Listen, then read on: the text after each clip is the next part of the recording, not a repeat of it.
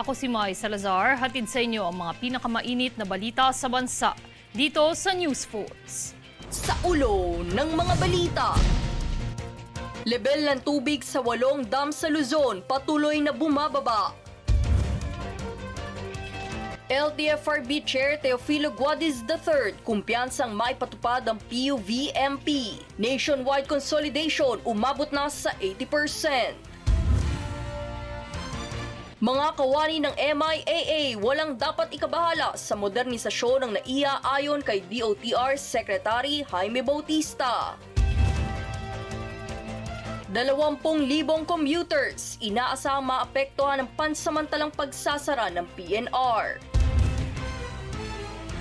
PCG nagsimulang linisin ang Golden Mosque ng Quiapo para sa Ramadan. Kim Chiu at Paolo Avellino bumida sa Philippine adaptation ng K-drama series na What's Wrong with Secretary Kim. Patas at pantay na balita, komprehensibong ulat para sa pulso ng masa. Ito ang News Force. Para sa unang balita, patuloy na nababawasan ang lebel ng tubig sa mga pangunahing dam sa kapuluan ng Luzon dahil sa matinding epekto ng El Nino. Partikular dito, bumaba ng 0.23 meters ang lebel ng tubig sa Angat Dam matapos itong umabot sa 203.25 mula sa dating antas na 203.48 meters. Bagamat humina na ang El Nino, ayon sa Pag-asa, inaasahang makakabalik sa neutral na kondisyon ang antas ng tubig simula sa susunod na buwan at magtatagal hanggang Hunyo, kung inaasahan naman ang La Nina phenomenon.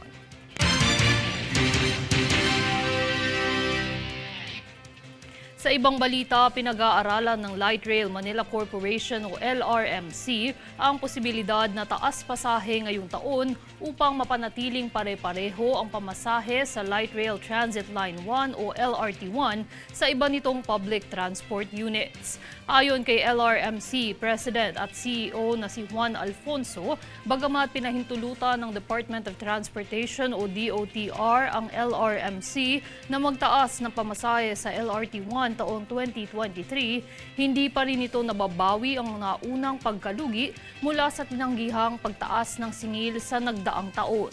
Anya, ang LRT1 ang nananatiling isa sa pinakamurang uri ng mass transport sa Metro Manila kumpara sa mga bus na naniningil ng minimum na 15 pesos kumpara sa 13 pisong halaga ng pamasahe sa LRT1.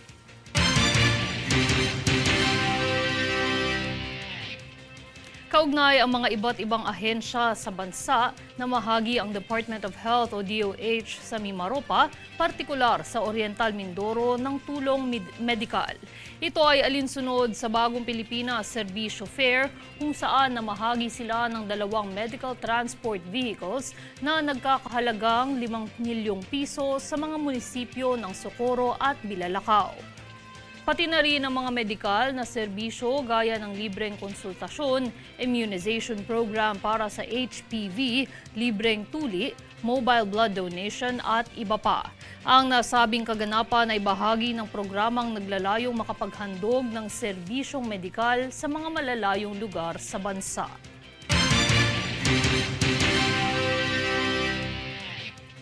Nilinaw ng Department of Social Welfare and Development o DSWD na fake news daw umano ang programa ng ahensya kung saan mamimigay ito ng ayuda sa mga senior citizens. Yan ang ating kumpirmahin sa ulat ni Daniza Lopez.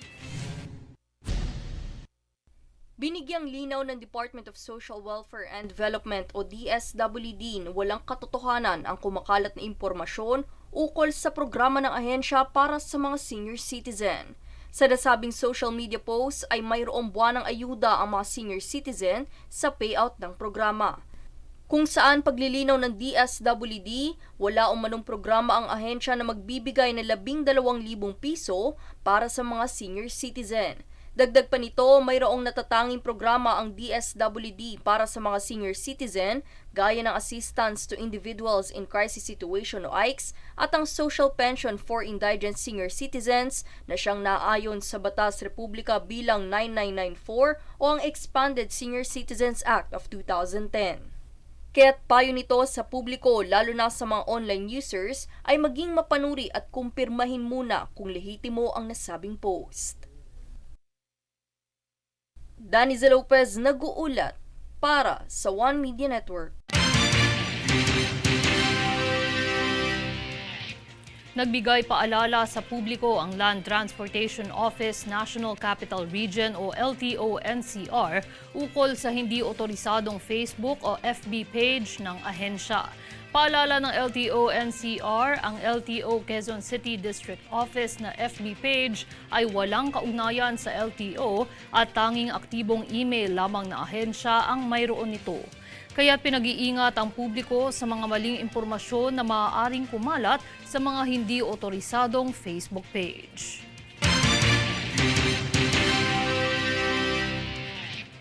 Samantala, kumpiyansa si LTFRB Chairperson Teofilo Guadis III na maipatupad ang Public Utility Vehicle Modernization Program ng gobyerno sa kabila ng mga habong kinahaharap nito.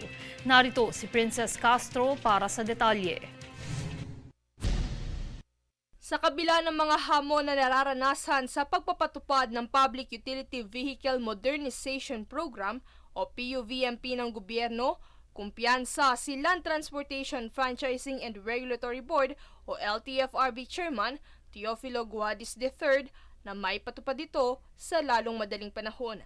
Ito ay alinsunod sa desisyon ng Korte Suprema sa kamakailang pagbabasura sa isang kaso hinggil sa legalidad ng PUVMP. Dahil dito umaasa si Guadis na ang mga nakabinbing kaso laban sa programa ay magkamit ng kaparehong resulta.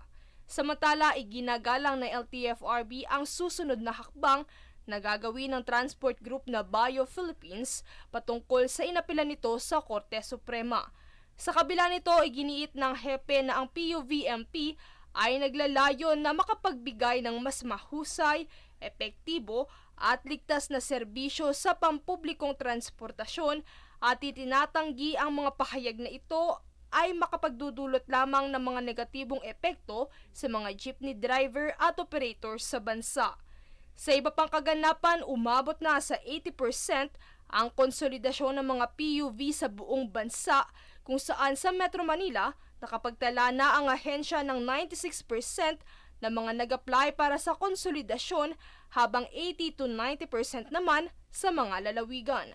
Kaugnay nito ay muling nilinaw ni Guadis na sa ilalim ng programa ay kinakailangang mabigyan ng sapat na panahon ang mga chopper at operator na lumipat sa modernong mga unit at ang mga operator ay maaaring bumili ng anumang modelo na kanilang pipiliin basta't ito'y sumusunod sa Philippine National Standard. Princess Castro, nag-uulat para sa One Media Network.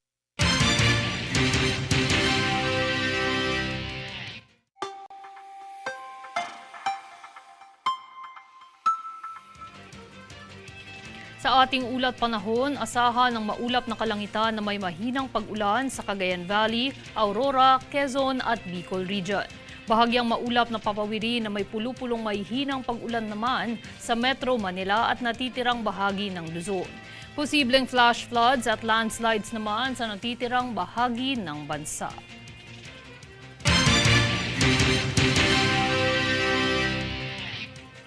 Susunod sa News Force. Foreign investment projects sa Pilipinas pumalo na sa $14.2 billion.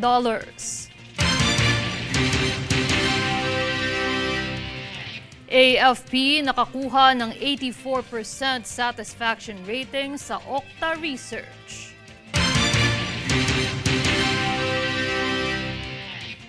Mga kawani ng MIAA, walang dapat ikabahala sa modernisasyon ng NAIA ayon kay DOTR Secretary Jaime Bautista.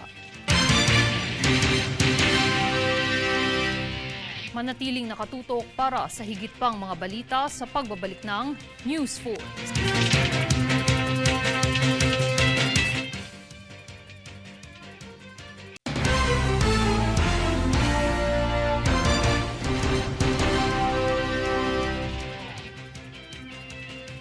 Sumalo na sa $14.2 billion ang kabuuang naipatupad na foreign direct investment ng Pilipinas. Ito ang kinumpirma ni House Speaker Martin Romualdez na dahil sa mga foreign trips ni Pangulong Ferdinand Marcos Jr. mula pa noong Hulyo taong 2022. Samantala, ngayong araw hanggang Biyernes ay nakatakdang magtungo si Pangulong Marcos sa Germany at Czech Republic para sa state visit.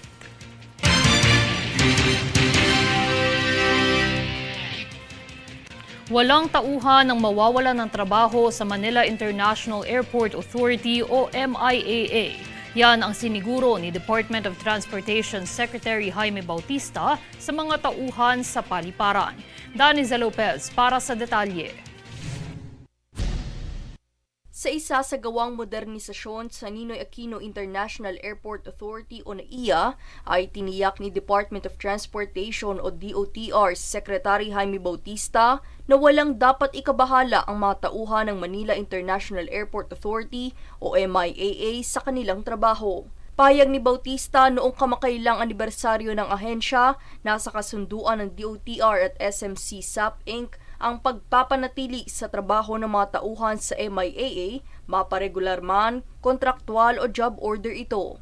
Layo ng modernisasyon na matungtong ng NAIA ang Global Aviation Transformation para sa pagpapabuti ng serbisyo at kalidad ng paliparan. Kaya't mensahe niya sa mga empleyado ng MIAA makibahagi sa pagbabalik ng magandang reputasyon ng NAIA kasabay ng isasagawang pagmamodernisa sa paliparan. Daniza Lopez nag-uulat para sa One Media Network.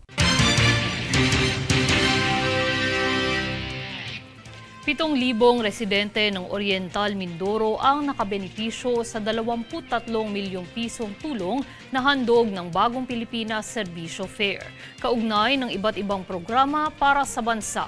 Narito si Jade Buhoy para sa balita. Sa pangunguna ng Kongreso alinsunod sa kautusan ni Pangulong Bongbong Marcos, may kabuuang 7,000 residente ng Oriental Mindoro ang nakabenepisyo sa 23 milyong pisong tulong na nagbahagi ng scholarship, farm and livelihood assistance sa lugar ng Oriental Mindoro. Ayon kay Speaker Martin Romualdez, ang mga programang ipinatupad ay naglalayong maserbisyohan ang mga taong nabibilang sa mga listahan ng programang sakop ng Bagong Pilipinas. Nariyan ang mga serbisyong para sa mga sektor na nangangailangan ng higit na tulong, partikular na ang pinansyal na aspeto para sa 2,000 mag-aaral, mga manggagawa, pati na rin ang mga taong nagnanais magkaroon ng maliit na negosyo bilang paraan ng pagkakakitaan. Ang mga nasabing programa ay inilunsad rin kamakailan sa Siquijor upang tulungan ang mga Pilipinong negosyante na mapalawak ang kanilang mga negosyo sa tulong ng pamahalaan. Jade Buhoy, nag-uulat para sa One Media Network.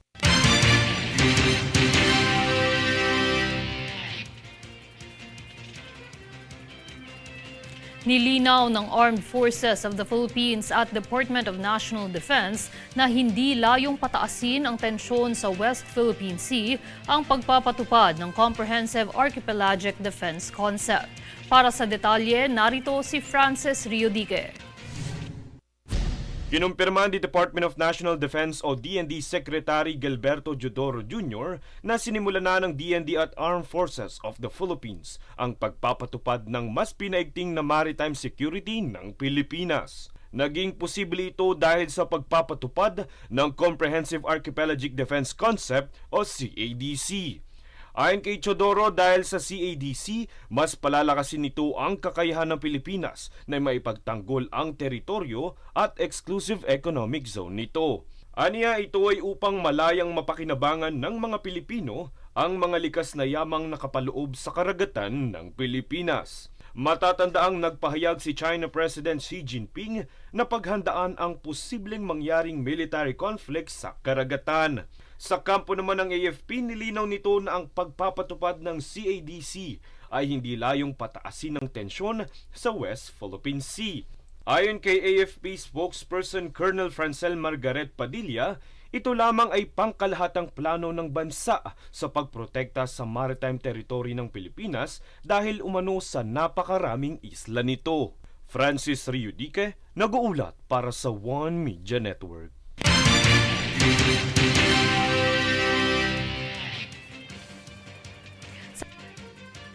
napatukan ng mataas na satisfaction rating sa Armed Forces of the Philippines o AFP para sa tugon ng masa Okta Research Survey na isinagawa kamakailan. Pumalo ng 84% ang ratings ng hukbo mula sa isinagawang poll noong ika-10 hanggang ika-14 ng Disyembre noong nakaraang taon. Dahil dito, lubos ang pagkagalak ng Department of National Defense sa patuloy na pagkamit ng tiwala ng mamamayang Pilipino sa AFP.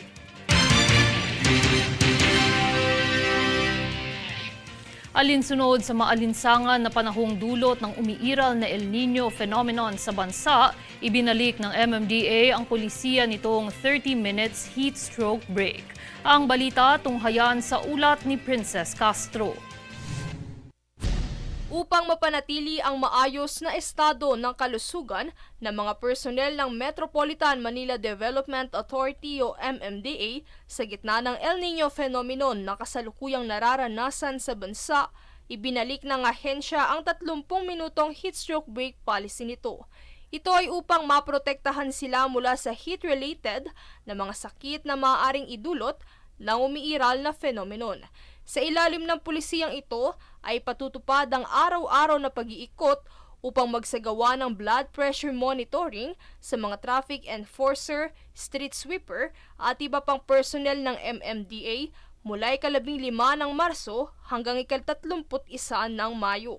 Dagdag pa rito, ang mga on-duty na traffic enforcer at street sweeper ay pinapayagang umalis sa kanilang mga pwesto upang sila ay makapag-rehydrate, makasilong sa araw at makapagpahinga ng 30 minutos upang maiwasan ang heat stroke.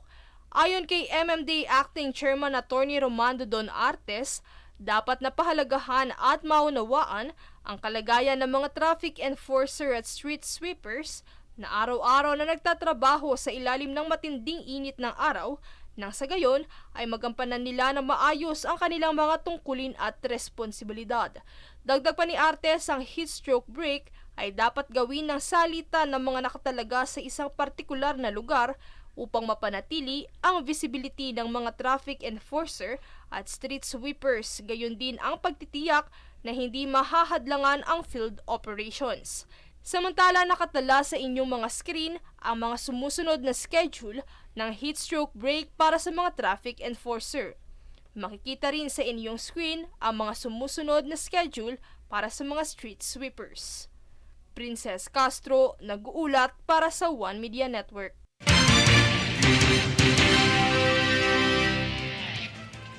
Nasa 20,000 commuters ang posibleng maapektuhan ng 5 taong pansamantalang suspensyon ng operasyon ng Philippine National Railways o PNR sa Metro Manila.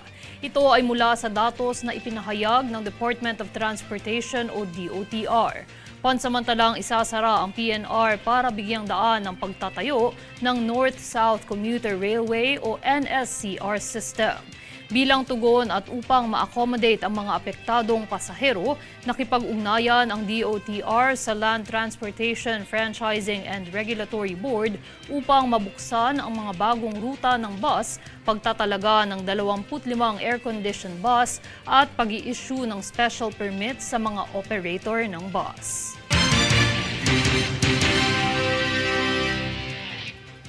Susunod sa News Force.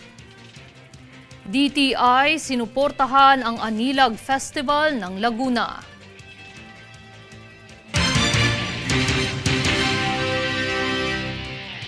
PCG nagsimulang linisin ang Golden Mosque ng Quiapo para sa Ramadan.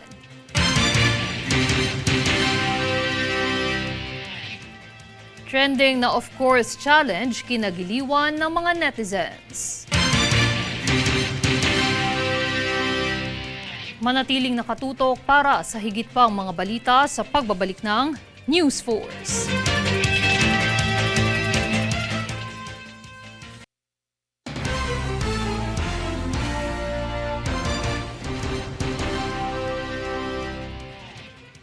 Sinimula ng Philippine Coast Guard o PCG ang Oplan Brigada Masjid noong ika-9 ng Marso sa Golden Mosque, Quiapo, Manila bilang paghahanda sa Ramadan. Ang Oplan Brigada Masjid ay alinsunod sa paghahanda sa pagdiriwang ng Ramadan para sa ating mga kababayang Muslim ngayong araw, 11 ng Marso. Ang gawaing ito ay kinabibilangan ng 100 Muslim personnel ng PCG sa pangunguna ni Coast Guard Ecumenical Acting Commander na si Alecman Borowa.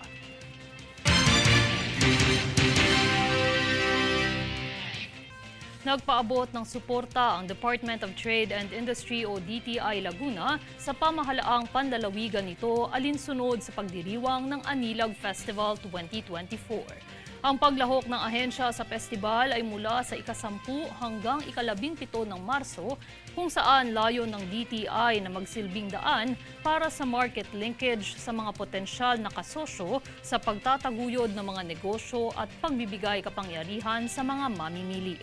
Sa ugnayang ito ay pinamalas ng ahensya ang natatanging produkto ng Laguna sa pamamagitan ng mga booth na nagtataglay ng mga impormasyon upang lubos na makilala ito sa merkado. Samantala, tampok din sa Anilag ang parade floats kung saan ibinida ng mga taga-Laguna ang iba't ibang uri ng ani na matatagpuan sa lalawigan. Kabilang na ang street dancing competition na akma sa tema ng festival at marami pang iba.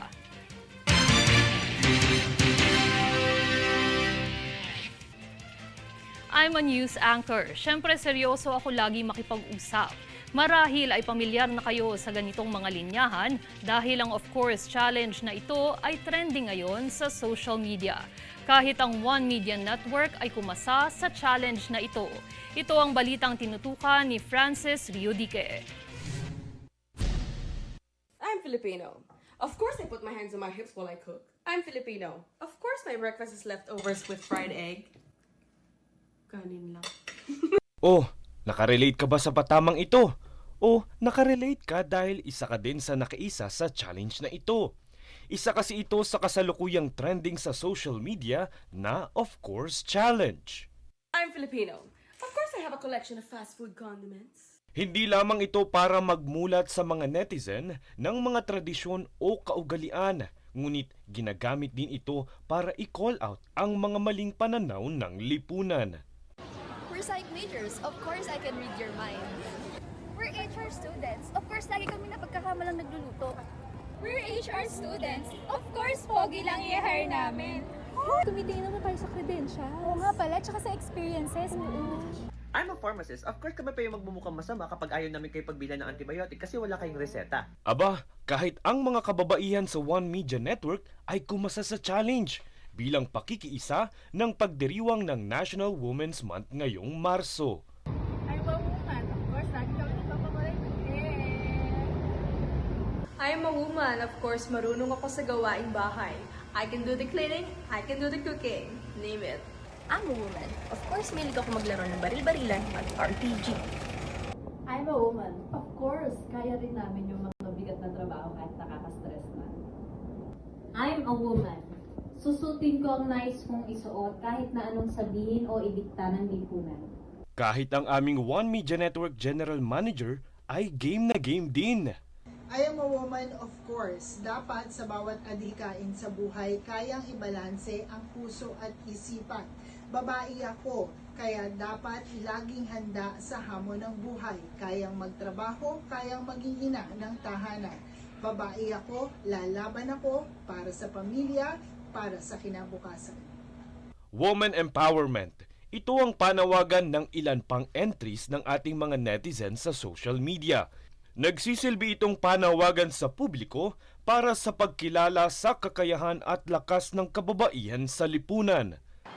Sino po yung pinaka-idol nyo sa mga kababaihan? Ano po, si Miss Miriam Defensor. San siya? Kung naging siya yung presidente, possible po na baka kahit papaano may mabago po dun sa sistema ng pamahalaan po natin. Ang una po kasi sa isip ko actually si Leni Robet. Kahit di siya nanalo, so hindi na tinigil yung advocacy niya. Actually, it's my mom. Siyempre, ang aking nanay. Kung hindi dahil sa kanya, wala din ako.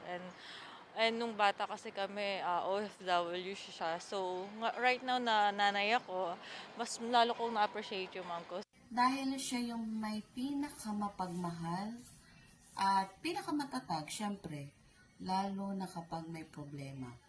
Sila din ang unang tao na naging guro ko at taga-payo.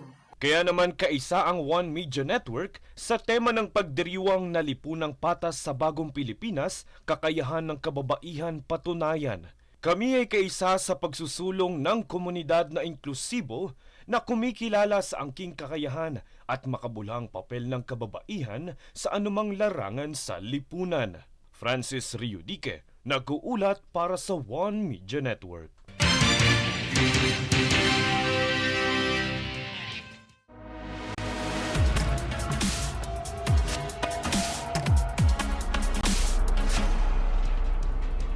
Mga viewers, feel the kilig at huwag pahuhuli sa pinakainaabangang Philippine adaptation ng kinagiliwang K-drama series noong 2018 na What's Wrong with Secretary Kim, kung saan ito'y pinagbibidahan ni Kim Chiu at Paulo Avellino.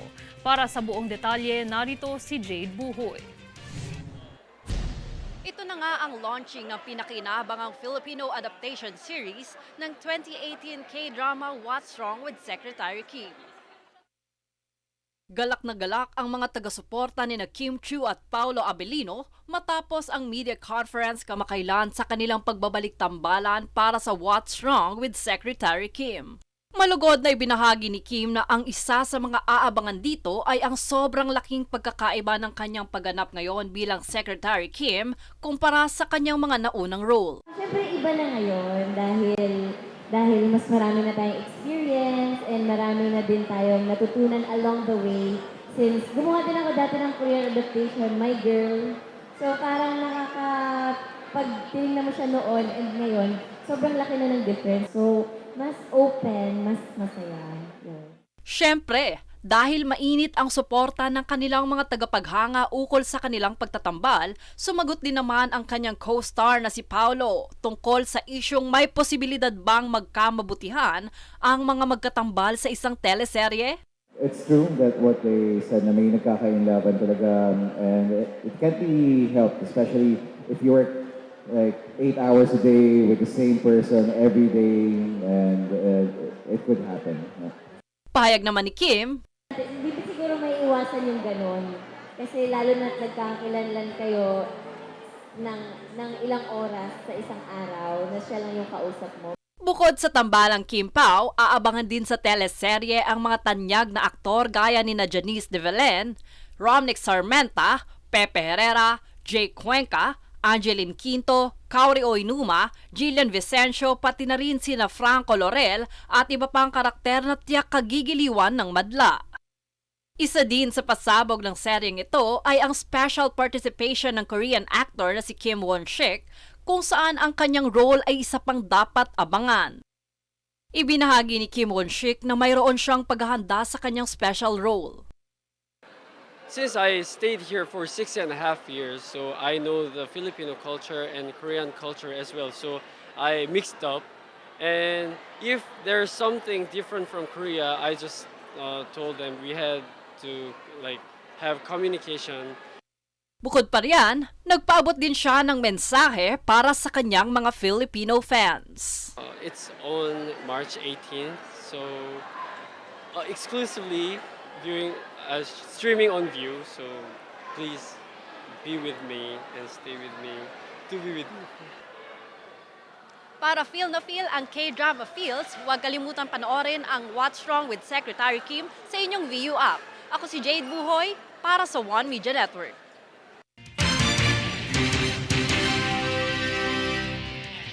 At narito ang recap ng mga nagbabagang balita ngayon. Sa ulo ng mga balita.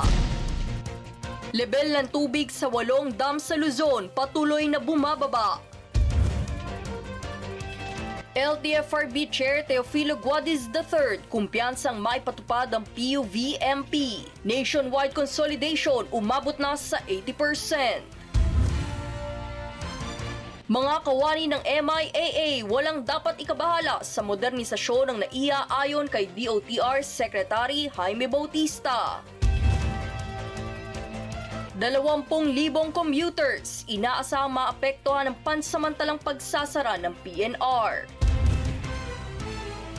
PCG nagsimulang linisin ang Golden Mosque ng Quiapo para sa Ramadan. Kim Chiu at Paolo Avellino bumida sa Philippine adaptation ng K-drama series na What's Wrong with Secretary Kim. Patas at pantay na balita, komprehensibong ulat para sa pulso ng masa. Ito ang News Force. At yan ang pinakamainit na mga balita ngayong araw. Manatiling nakatutok sa aming mga ulat at updates sa aming Facebook page, facebook.com/OneMediaNetwork.